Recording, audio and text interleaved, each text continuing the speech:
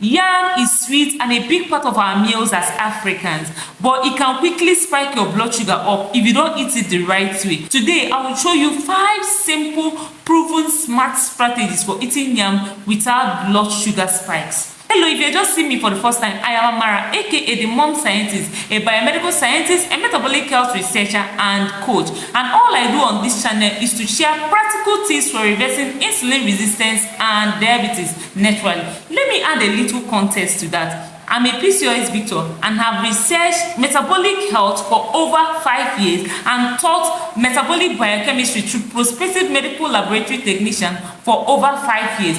So I leverage my experience from research and teaching students to give you practical tips that will help you optimize your metabolic health and reverse either insulin resistance or diabetes naturally. So if that's a thing to you, consider subscribing and joining this family of metabolically health conscious individuals. You're welcome to our tribe.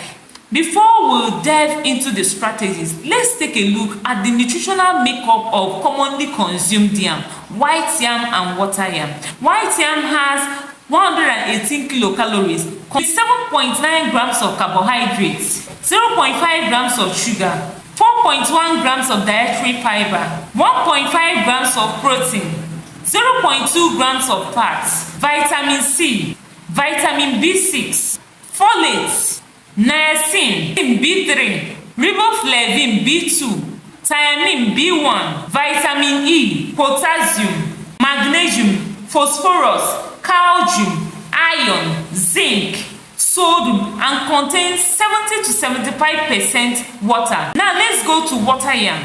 Water yam contains 108 kilocalories of energy, 25.1 grams of carb, approximately 0.5 grams of sugar, 3.9 grams of dietary fiber, 1.4 grams of protein, 0.2 grams of fat, vitamin C, vitamin B6, folate, niacin, riboflavin, thiamine, vitamin E, potassium, magnesium, phosphorus, calcium, iron, zinc, sodium, and water content of 73 to 75. So you can see that despite the fact that yam is both energy and carbohydrate dense, it contains some vital vitamins and minerals. You can also see that white yam contains more calories, more carbohydrates, and slightly more fiber than water yam. So the key here is eating it in a smart way to prevent sugar spike while getting the nutrients in the yam. So let's break these strategies down into 5 simple practical tips you can start using today. Number 1, choose the right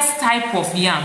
Not all yams are created equal. Some spike your sugar really fast and some spike it at a slower pace. Here are 4 best yam for better blood sugar control. Number 1 is water yam with a glycemic index of 35 to 50. The next is yellow yam with a glycemic index of 45 to 60, followed by white yam with a glycemic index of 50 to 60, and Chinese yam with a glycemic index of 32 to 40. You can see that Chinese yam has the lowest glycemic index, but it's rare to find it. So if you can lay your hand on Chinese yam, by all means, enjoy it. Of course, you know that the lower the glycemic index of yam, the lower it will raise your blood sugar up. So instead of going for white yam, you can switch to water yam or yellow yam. And when you boil this yam well, it slightly lowers its glycemic impact. Number 2, always boil your yam. Never fry or roast yam. Frying or roasting yam dehydrates yam. What I mean by that is that frying or roasting yam removes the water contained in yam, increasing its glycemic load and automatically its glycemic index. So instead of roasting or frying yam, boil it. And roasting, baking, or frying yam destroys its resistant starch, fiber, and some vitamins. So it's better to boil yam than to roast or to fry it. Boiling retains its resistant starch and other nutritional makeup, making it to have lesser glycemic impact by slowing the rate at which it releases sugar into the blood. Another powerful tip you can adopt today to lower the glycemic impact of yam is to boil with the skin on. The skin adds extra fiber that helps slow digestion and can slightly lower the glycemic impact of yam. You mustn't necessarily eat it with the skin if you don't want to. You can peel off the skin and eat just the yam after boiling it together with the back. Another preparation tip you can apply to lower the glycemic impact of yam is after boiling, allow your yam to cool down or refrigerate it for 4 to 5 hours and reheat later. You can reheat it slightly or reheat it very well after you have refrigerated it for 4 to 5 hours. This will help activate the resistant starch that helps slow down release of sugar from yam. Never fry your yam. Frying triples the glycemic load of yam and add unhealthy fat to your diet. Never roast your yam either. It also increases the glycemic load of yam. So it's better to boil your yam instead of roasting it or frying it, and boil with the skin on. Allow it to cool down before you eat. Number 3, mind your portion.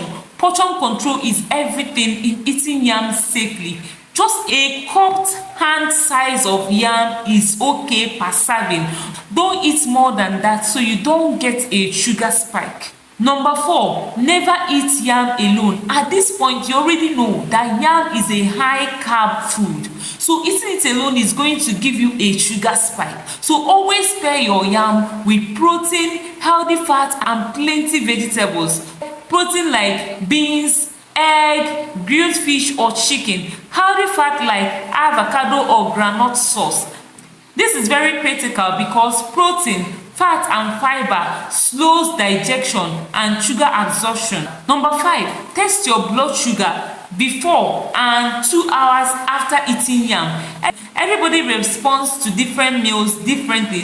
So keeping track of your own body's response to yam consumption will help you keep track of the best way to eat yam without a sugar spike. Your numbers don't lie, so let your glucose meter guide you. There are other factors that determines if you're going to have a spike after eating this food, like your gut health, how insulin resistant you are, your activity level, and your level of stress. All these factor in determining if yam consumption will spike your blood sugar or not. And remember, if you cannot eat in moderation, it's better to stay away from eating yam.